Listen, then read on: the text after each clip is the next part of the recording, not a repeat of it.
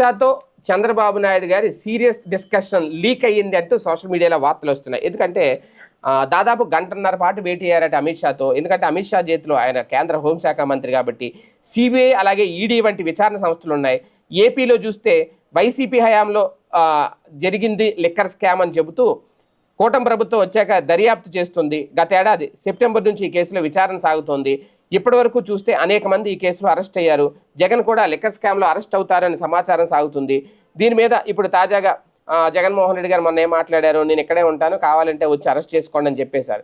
So ఇటువంటి నేపథ్యంలో ఆయన కూడా ప్రిపేర్డ్గా ఉన్నారు అనేది ఒక యాంగిల్. అయితే ఇక్కడ కీలకమైన అంశం ఏంటంటే లిక్కర్ స్కామ్ అన్నదే జరగలేదు అనేది కేవలం రాజకీయ వేధింపులతోనే ఇదంతా చేస్తున్నారు అనేది. అలాగే మహానాడు ఈ నెల 27 నుంచి 3 రోజుల పాటు జగన్ సొంత జిల్లా అయిన కడపలోని కమలాపురంలో జరుగుతుంది. రాజకీయంగా వైసీపీని దెబ్బతీసేందుకు అక్కడ మహానాడు నిర్వహిస్తున్నారు అనేది ఒక పాయింట్.